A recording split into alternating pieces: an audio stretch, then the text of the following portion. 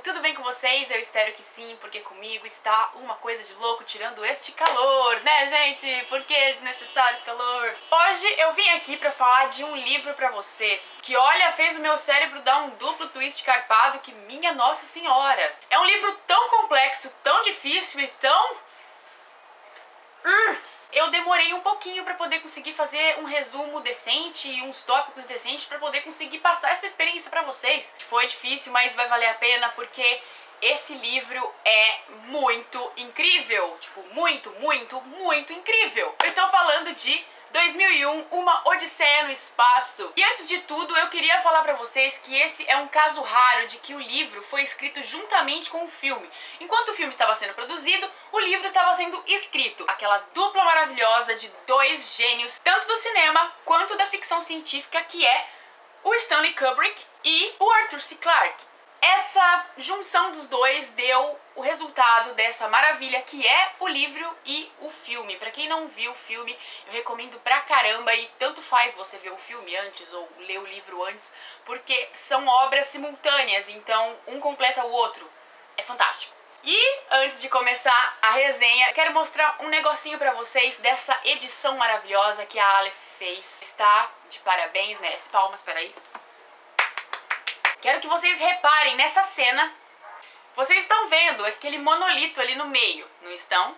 Espero que estejam, né? Porque senão precisam de ir no oftalmologista e tal. Reparem no monolito que está ali no meio da imagem, que é uma das primeiras cenas do filme. E agora eu quero que vocês reparem na edição que a Aleph produziu.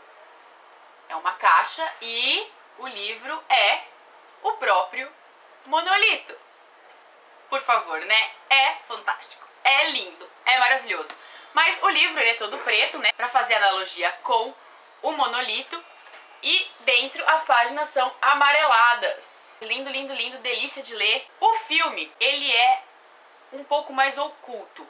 Ele não tem tantas respostas para cenas finais ou para o motivo do monolito em si. Ele não dá tantas respostas, ele é mais oculto, ele é mais subjetivo.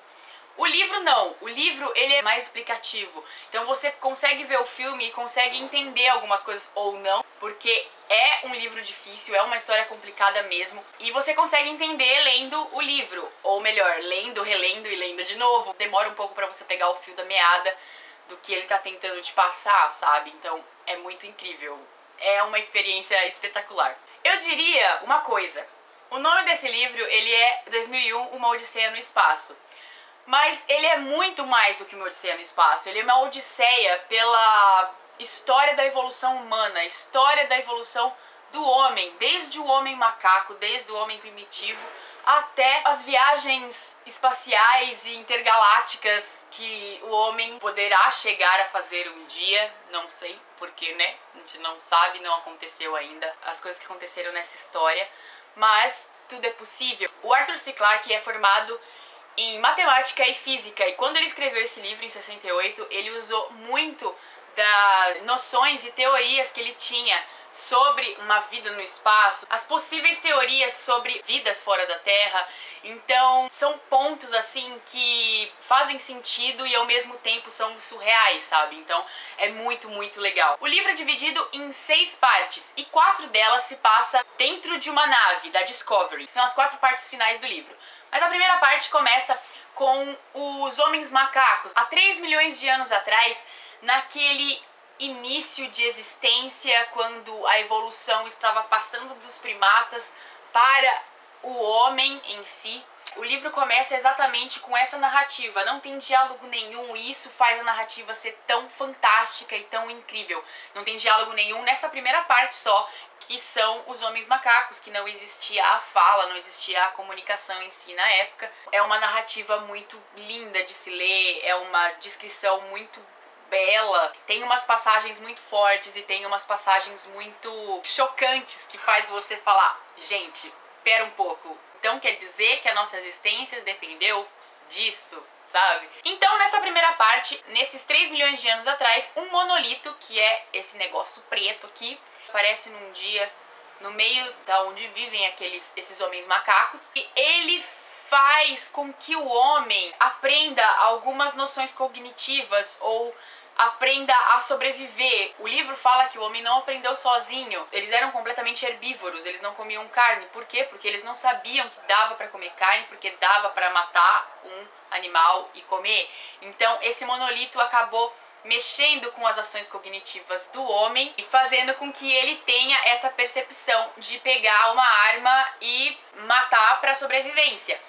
É muito estranho explicar isso, gente. Lendo, vocês vão entender melhor. Então a gente fica com aquele negócio na cabeça. Nossa, então a nossa sobrevivência dependeu disso, sabe? De um monolito, sabe? Você fica pensando nisso, gente. Já pensou? Que coisa louca. A segunda parte já é o futuro, já é em 2001. Um astronauta tem uma missão de ir para a Lua e ver o que está acontecendo lá, porque está alguma coisa fora de ordem, está acontecendo alguma coisa que o governo está mascarando para a sociedade. Nesse futuro, nesse 2001 hipotético, né, porque não tivemos isso em nosso 2001, lembrando que o livro foi escrito em 1968, então né? Já dá pra ter uma ideia aí da cabeça visionária desse homem. Nessa época já tem uma base na Lua, onde as pessoas vivem na Lua, já trabalham na Lua. Aconteceu uma coisa assim inesperada lá e esse astronauta, ele é mandado pelo governo pra lá pra ver se ele consegue resolver ou tentar entender o que tá acontecendo.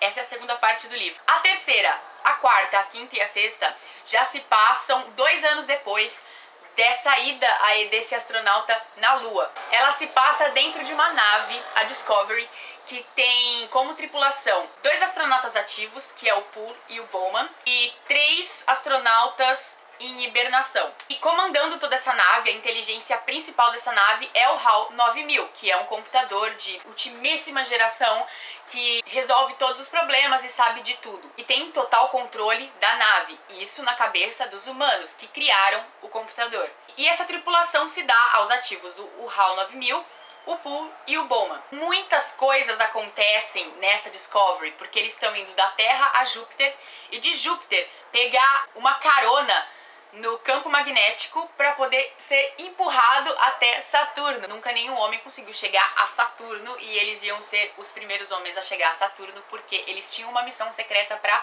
fazer em Saturno, que eu não vou contar, obviamente, porque faz muito parte do clímax do livro. Isso eu vou deixar para vocês descobrirem quando vocês estiverem lendo. O que eu posso dizer é que nessa nave, nessa viagem, é onde acontecem os pontos mais aflitivos, mais chocantes e mais impactantes do livro, porque tem algumas passagens, algumas coisas que acontecem que faz você ler e querer devorar as páginas, porque você fica aflito pela tripulação, você fica aflito pelo que tá acontecendo e você começa a ter uma noção do que tá acontecendo, e aí você fala, gente, eles não tem pra onde correr, não tem pra onde fugir, não tem que lidar com a situação e vocês vão ver que situação é essa até chegar no destino, que é Saturno, que aí sim o autor fumou uns beck muito louco e acabou descrevendo toda a sua viagem alucinógena nas últimas páginas do livro. Gente, o seu cérebro derrete, literalmente.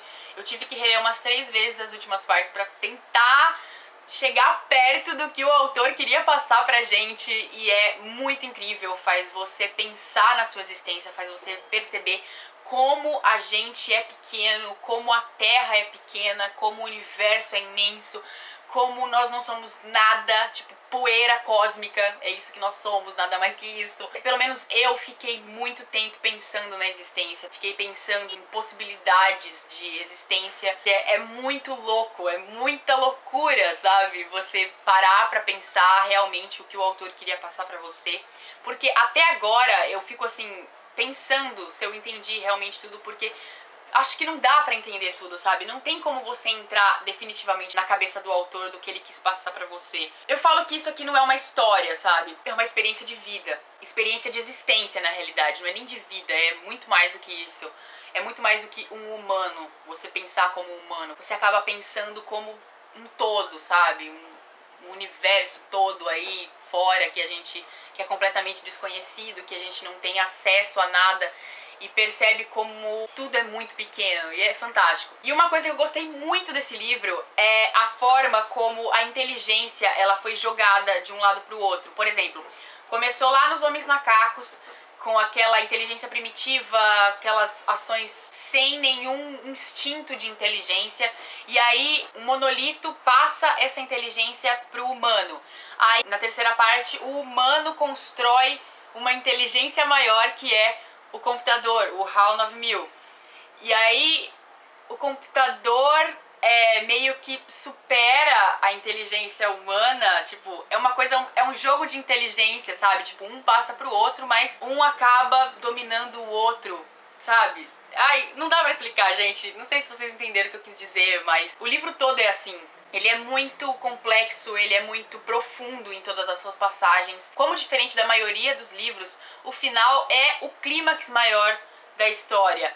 É nas últimas páginas que você fica completamente afoito e completamente perdido nas suas próprias imaginações. É uma viagem tão transcendente, nem você pensando, nem você viajando na sua imaginação consegue chegar próximo do que passou na cabeça desse autor para poder narrar essas últimas partes. Eu acho que todo mundo que gosta de ficção científica, principalmente quem gosta de ficção científica, tem que ler 2001, Uma Odisseia no Espaço. Quem já leu já deve estar entendendo o quão difícil é fazer essa resenha, essa crítica, é muito difícil mesmo, porque é um livro difícil e é um livro gostoso ao mesmo tempo de ser lido, sabe?